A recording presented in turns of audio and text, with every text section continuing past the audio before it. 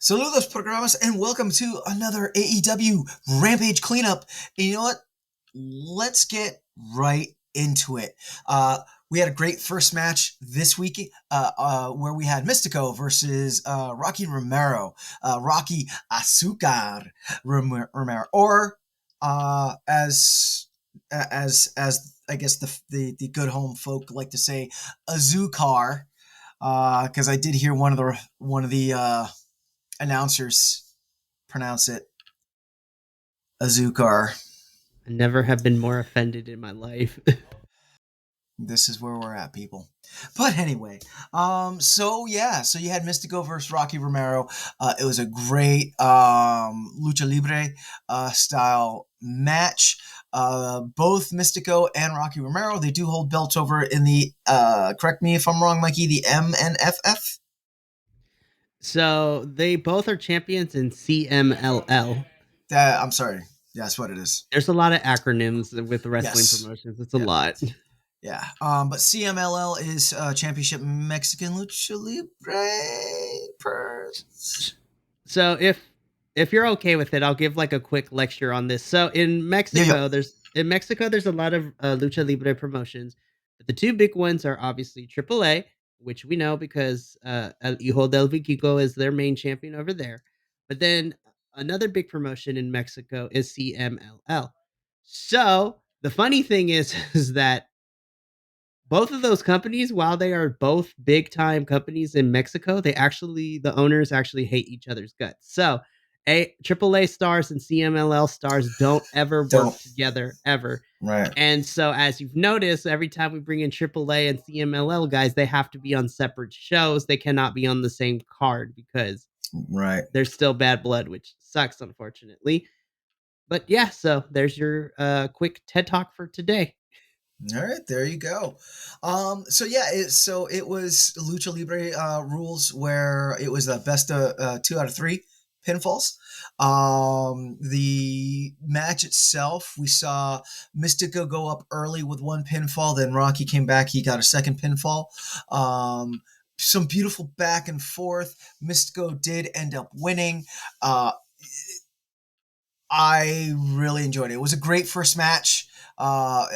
One of the better first matches for AEW Rampage that I've seen in a while. What do you think, Mikey? So this was my first real introduction to CMLL. I've always known them by name, but this was the first time I've seen a match go by CMLL rules, which is normally 2 out of 3 falls, which I love. And then it was also very interesting for me because I'm used to seeing Rocky Romero as a face in his AEW persona, but then over in CMLL he is a heel. So, uh, first of all, I loved his ring attire coming out into the ring looking like an old Yeah. school Yep. bandito was so much fun. I love it so Yep. much. And then of Yep. course Mystico is really huge in CMLL. And again, the heel work was a lot of fun because this is one of the few times I did not mind the disrespect to the mask, but that's because it was two lucha libre technicians like Yes. fighting. So at one point, Rocky Romero does rip one of the the Yep. eye sockets and rips Mystico's mask just enough to kind of see the face, but not enough to where it might come off and we disrespect the whole entire thing. I'm still looking Yep. at you, Claudio Castagnoli. I'm not over it. But I also really appreciated that we had a CMLL ref. I was just like, listen, thick boys can save lives too, because the ref was thick. Um, but Yes, sir. but the match itself, I really, really enjoyed it. I thought this was one of the better opening matches that we've had on Rampage for a little bit. And if this means we get more, whether it's AAA or CMLL, I want more Lucha Libre on my television. Like that's all I'm Yeah. asking for. Yeah. It not to go too off tangent, but it does really suck because it is, at least I have found, super difficult to find lucha libre on the TVs and even on the internet because it seems like a lot of the sites that gets up, they get taken down, blah blah blah blah, and which is a shame because it's it's great wrestling. A lot of these guys we do see, they come, into Ring of Honor, into AEW. We've even seen them kind of sprinkling into WWE. Although we'll talk about that later. So yeah, so it's great to see more lucha libre on the screen. Always there to support our primos in that endeavor, and great first match. So that brought us to our first spot of the night, where we had Uncle Jeff Jarrett. Right, it was Uncle Jeff, I think is what Jay Lethal called him. Yeah. Uncle Jeff Jarrett and his crew and Jay Lethal. Jay Lethal was making his case to go for the ROH World Championship against Edward Kingston. Edward, give me my shot, Edward. I deserve it. As far as spots goes, I thought it went really well. I was disappointed that it ends up with a Jeff Jarrett versus Eddie Kingston match, and not the Jay Lethal versus Eddie Kingston match that we want to see. It kind of seems like Eddie Kingston's kind of like going through all the video game sub bosses before getting to the big boss Jay Lethal. And I believe the Memphis Rules match was slated for Collision. That is correct. If I'm correct, yeah. So you're gonna have to tune into the Collision review to see what happened there.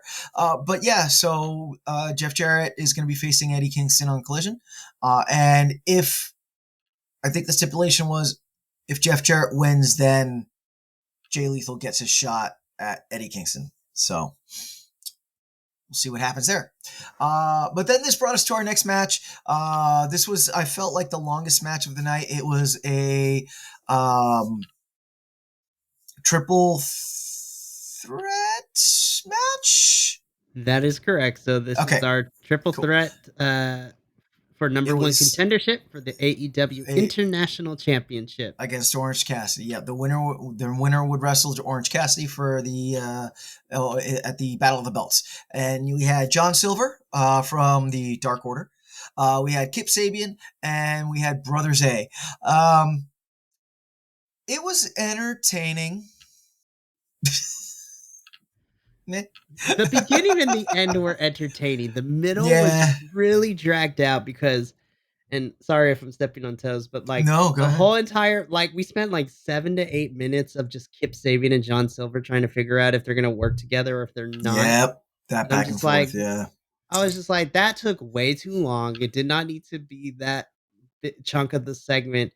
And ultimately, like, I was like, man, Zay is the only one that I was just like, is actually trying to win here. The rest of you are being weird about it. Like, stop. There's right. no alliances. Zay's like, I'm trying to win this. I don't know what you two are doing.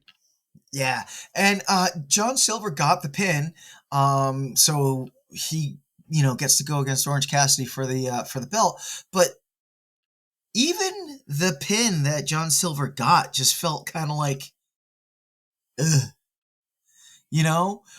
because Silver and Kip, if my memory is serving correct, they double teamed Brother Zay and knocked him out.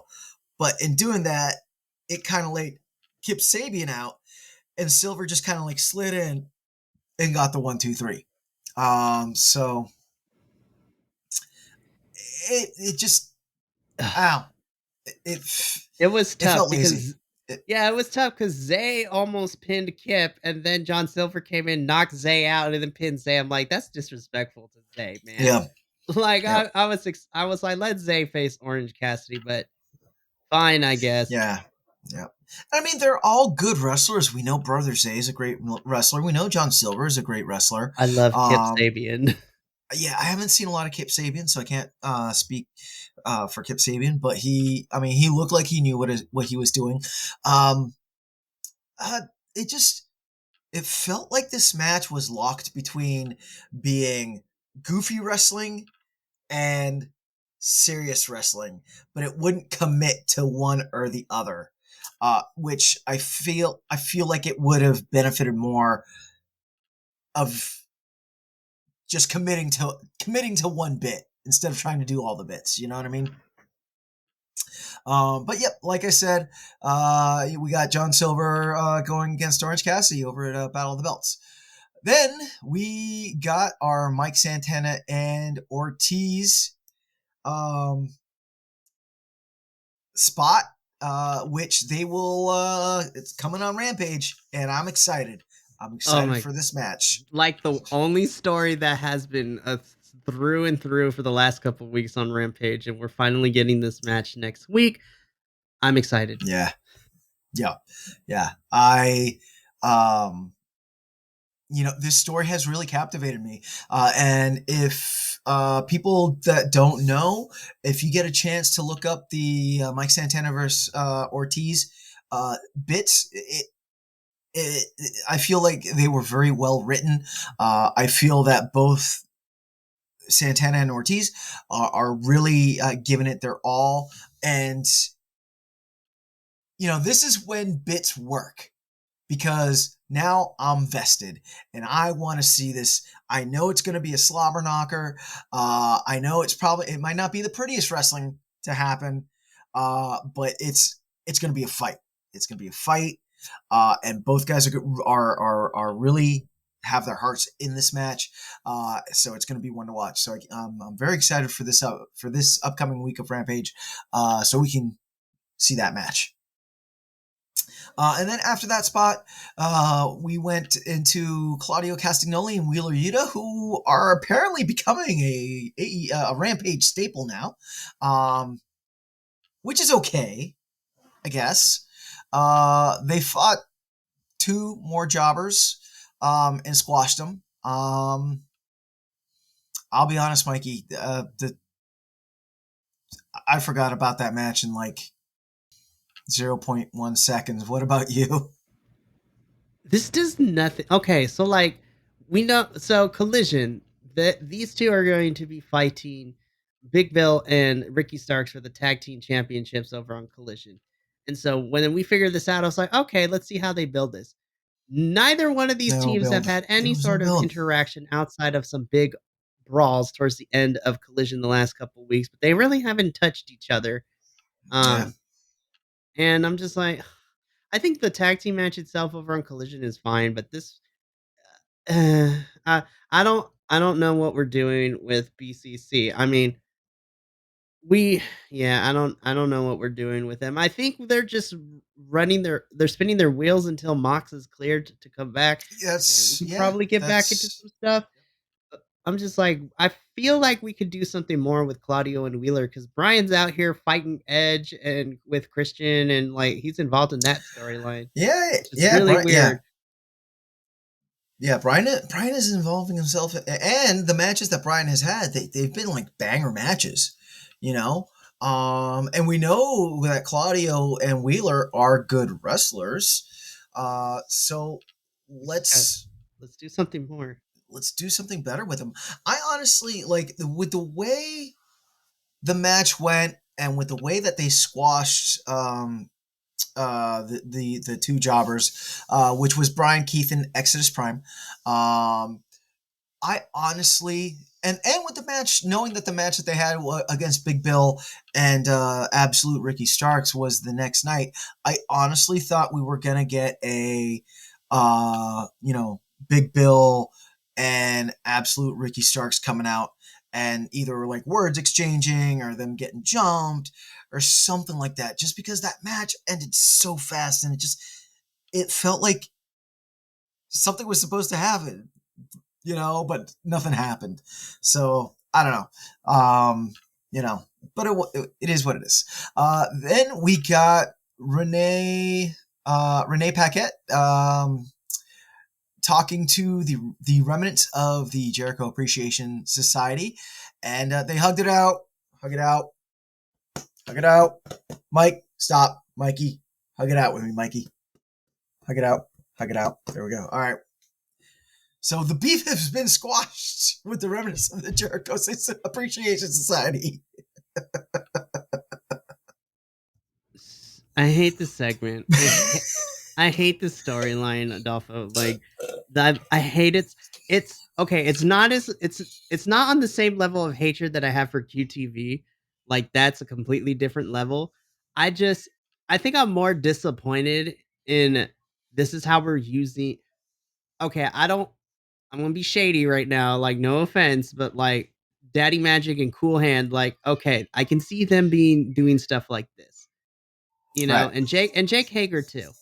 I'm a little upset this is how we're using Anna Jay. Um, like we've done such a great job the last year and a half building her up to be awesome.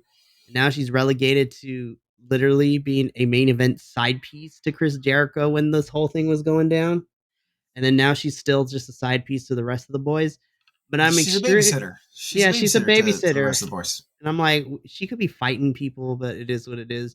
I'm more Yeah. upset this is how we're using Daniel Garcia. I'm like, how do you take him from having baller matches against like on Ring of Honor with Wheeler Yuta and Katsuyori Shibata, and he was involved in that phenomenal fatal four way at Forbidden Door, and this is what Yeah. we're doing with him. And And this is what we're doing with them. I was like, we're sticking them in. At least there are. I mean, we have trios, I guess, but like, it doesn't help them. It doesn't make me look forward to their match they have against the Acclaimed and Daddy Ass for the trios championships at Battle of the Belts, which is a whole nother story because I'm like, I'm also upset of how we're booking our trios champions or whatever. I hate Yeah. this. I'm like, everybody in this can be doing better, specifically Anna Jay and Daniel Garcia, but they squashed the Yeah. beef. I don't think it's gonna help against them against for those trios championships at Battle of the Belts, but who knows? I might be proven wrong. I'm pretty sure I'm right, but we'll see what happens. But I hate this storyline. Yeah. You know, it's time to take Daniel Garcia and Anna Jay out of this whole uh situation. Um, you know, I feel especially with Daniel Garcia, kind of like what I said earlier about the three way match. How it was like stuck between being goofy wrestling and serious wrestling, and but they didn't commit to either bit. I feel like Daniel Garcia, just because of that whole hip gyrating dance thing that he does, he's caught between this whole goofy wrestling thing and serious wrestling thing because especially after that fatal four way at Forbidden Door, we know he can wrestle. You know, um, so his character doesn't have to be about just hip gyration. And if that's what we want to do, okay, fine. But like, send him down like a Rick Rude Val Venus uh, road, and let him fully lean into that. If not, let him fully lean into another thing and just let that be like a silly thing that he whips out when he's gonna start getting serious in a match, like when Hulk Hogan would get serious and he would start shaking. You know, yeah, it's just it's a shame. It's not helping out the remnants of the Jericho's Appreciation Society. I think the rest of those guys can form a trio and be like goofy wrestling trio. You know what I mean? Um, but that's that was that. So after that, we got a quick spot with the Hung Bucks, and oh hey, apparently the Hung Bucks are the Ring of Honor trios champion. Did you get the memo? I did I miss I something? I I I'm trying to be very nice because like I don't want to go into too much detail at this because I've already expressed it across multiple shows. On the one hand, I'm happy to see that Eddie Kingston is our Ring of Honor World Champion because at least we get to see him defend that thing, whereas Claudio did not. But the equivalent exchange is that the six man and the tag team And the championships tag are team. on AEW people, and they're not being defended, and they are Nope. being used as props instead of actual championships. Yep. And I mean, spoiler alert, at least the challenge was thrown down. So I was excited to see what we were going to get. And then we didn't even have to wait that long because in the bumpers they told us that on Dynamite that match would be against the Hardys and Brother Zay. I'm just like, fine. I Okay. fine. It's Okay. again the equivalent exchange. We got the main title back that's going to be defended, but we lost the tag team and the six man. The six man, I have a little more hope for that those things will be defended because at Yeah. least I feel like I have more faith in the Bucks, but I have more faith in Hangman specifically. But it's really weird because they're the six man tag team, they're the six man champions, but then you have Hangman who is still kind of involved with Swerve. So we'll see Yep. what happens with that.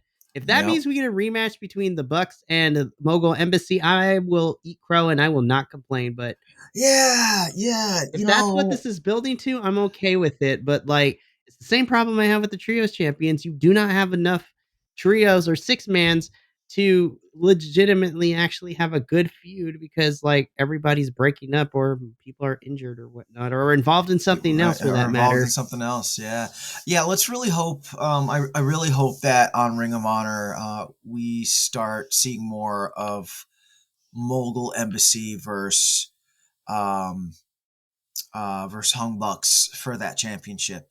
And hey, if John Moxley comes back, maybe the BCC, Claudio Wheeler and Mox can kind of get like tossed into that too.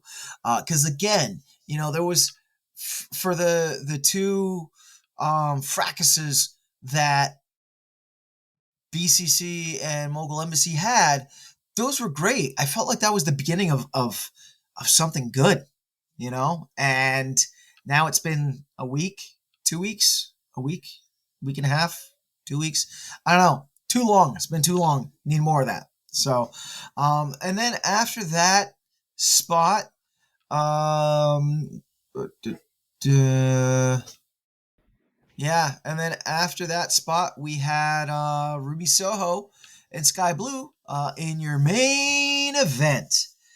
And I'm sorry if it sounded very lackluster, but um, This was it was okay. lackluster. It was okay, which is a shame because those two wrestlers are great wrestlers.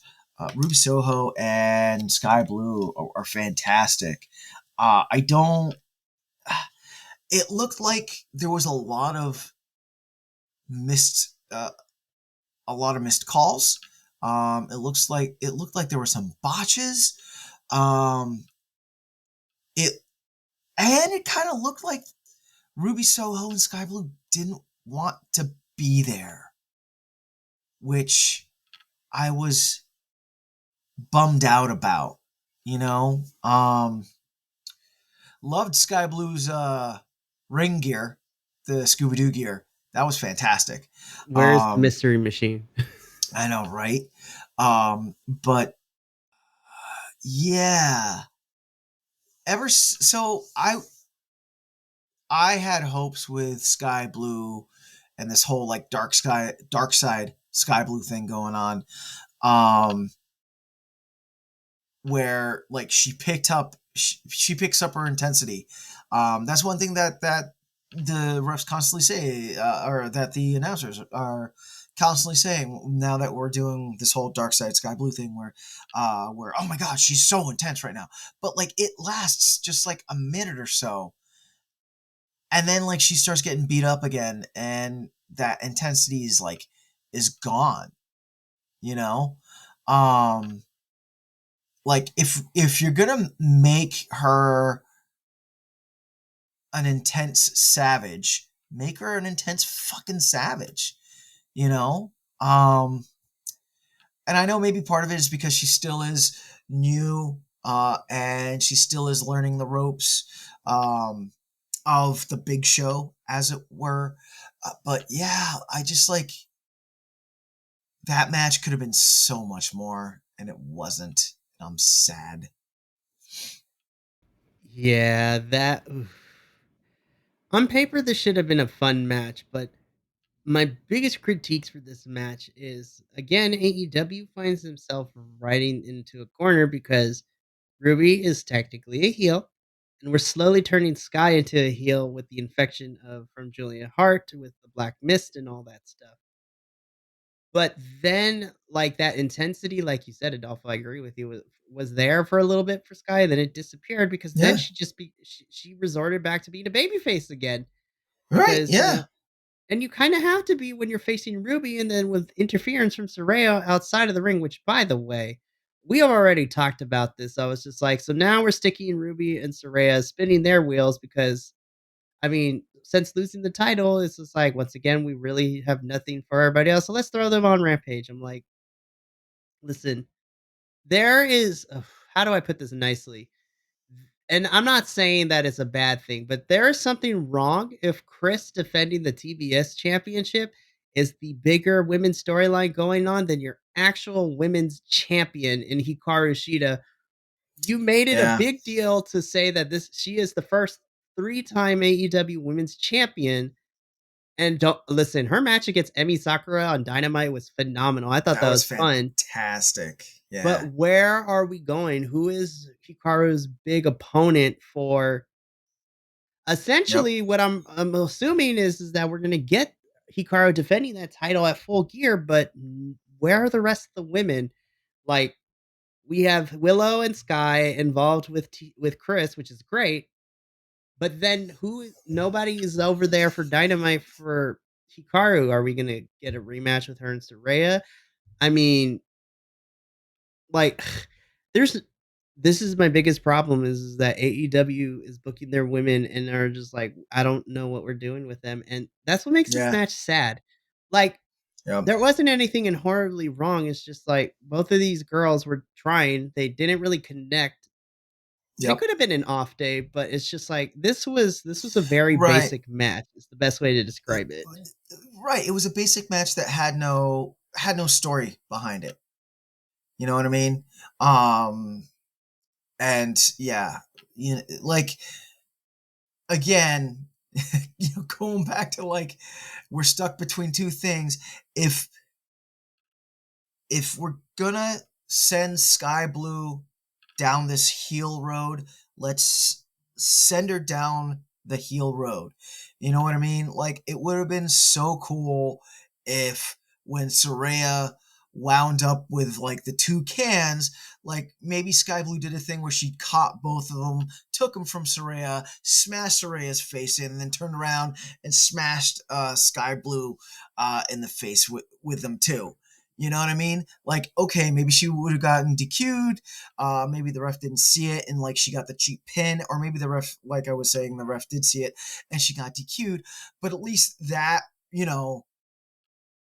that would feed into that whole she's becoming a heel and the whole intensity thing.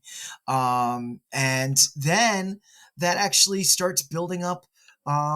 You can start building up a rivalry with with Sky Blue and Ruby Soho, or hell, you could do a rivalry of Dark Side Sky Blue, Dark Side Willow Nightingale against against the Outcasts. Oh, I forgot Chris Statlander came out. That was the highlight of the match. Chris Statlander came out and saved Sky Blue, and Sky Blue was like, meh. By the way, Which Danhausen's returning. I just wanted that's the most to kind exciting of thing that happened. right. Like, that's the most exciting thing that's happening. And even that ending bit made me mad because I'm just like, um, so I understand Chris wants to help Sky, but I'm like, that's not who you're facing at Battle of the Belts, I Chris. know. You're facing Yeah. her friend Willow, and Willow has nowhere Yeah. to be seen in this whole thing outside of like Yeah. helping Sky out like on Dynamite. I'm just like, I don't know. This was not a fun. This was an okay Rampage, and like normally, I know Rampage is not the end all be all, but normally it's pretty fun. But this was a stinker, man. Yeah.